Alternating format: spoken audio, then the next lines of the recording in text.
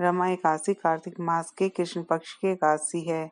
यह चातुर्मास की अंतिम एकादशी होती है, इसलिए इस एकादशी का महत्व और भी बढ़ जाता है।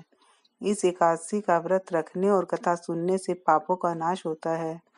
साथ में महिलाओं को सुखद वैवाहिक जीवन का वरदान भी मिलता है। एकादशी व्रत कथा। एक नगर में मुचुकुंद नाम के प्रतापी राजा थे। उनकी चंद्रभागा नाम की एक पुत्री थी। राजा ने बेटी का विवाह राजा चंद्रसेन के बेटे शोभन के साथ कर दिया। शोभन थोड़ा दुर्बल था। वह एक समय भी बिना खाए नहीं रह सकता था। शोभन एक बार कार्तिक के महीने में अपनी पत्नी के साथ अपने ससुराल आया था। तभी रमा एकादशी आ गई। चंद्रभागा के गृह राज्य में सभी इस व्रत को रखते थे। शोभन को भी यह व्रत रखने के लिए कहा गया, किंतु शोभन इस बात को लेकर चिंतित हो गया कि वह तो एक पल भी भूखा नहीं रह सकता, फिर वह रमा एकादशी का व्रत कैसे करेगा। यह चिंता लेकर वह अपनी पत्नी के पास गया और कुछ उपाय निकलने को कहा। इस पर चंद्रभागा ने कहा कि अगर ऐसा है तो आपको राज्य से बाहर जाना होगा, क्योंकि राज्य में कोई भी ऐसा नहीं है जो इस व्रत को नहीं करता। यहाँ तक कि जानवर भी अन्न ग्रहण नहीं करते।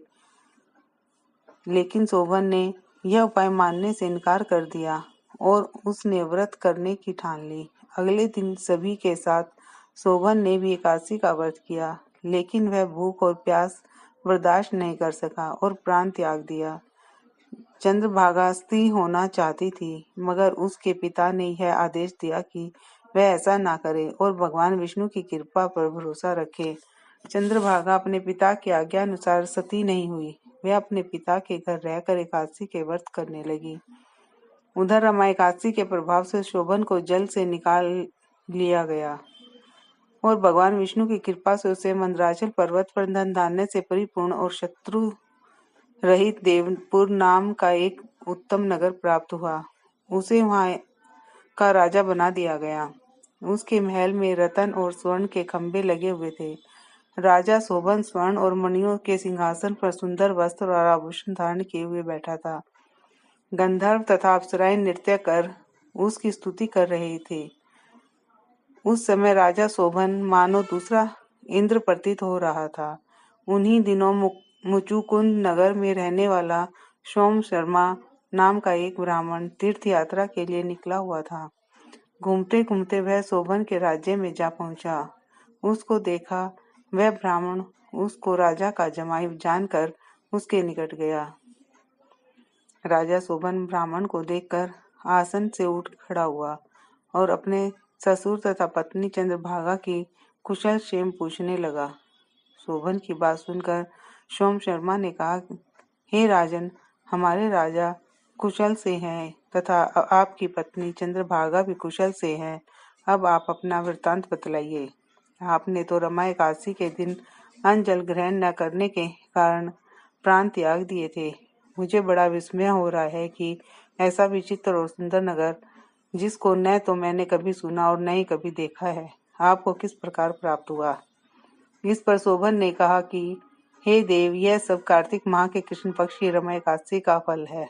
इसी से मुझे यह अनुपम नगर प्राप्त हुआ है, किंतु यह अस्थिर है। शोभन की बात सुनकर ब्राह्मण बोला, हे राजन, यह अस्थिर क्यों है और स्थिर किस प्रकार हो सकता है, सो आप मुझे समझाइए। यदि इसे स्थिर करने के लिए मैं कुछ कर सका तो वह उपाय मैं अवश्य ही करूंगा।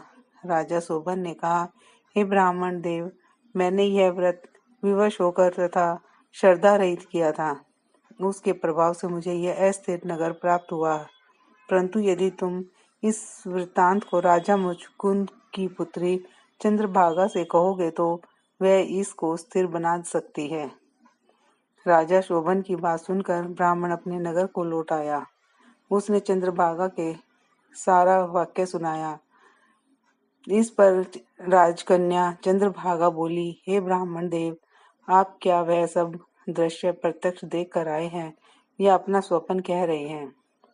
चंद्रभागा की बात सुनकर ब्राह्मण बोला, हे राजकन्या, मैंने तेरे पति शोभन तथा उसके नगर को प्रत्यक्ष देखा है, किंतु वह नगर अस्थिर है। तू कोई ऐसा उपाय कर जिससे कि वह स्थिर हो जाए। ब्राह्मण की बात सुनकर चंद्रभागा बोली, हे ब्राह्मण देव, आप मुझे उस नगर में ले चलिए।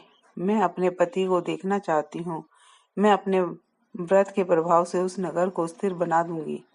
चंद्रभागा के वचन को सुनकर वह ब्राह्मण उसे मंदराचल पर्वत के पास वामदेव के आश्रम में ले गया।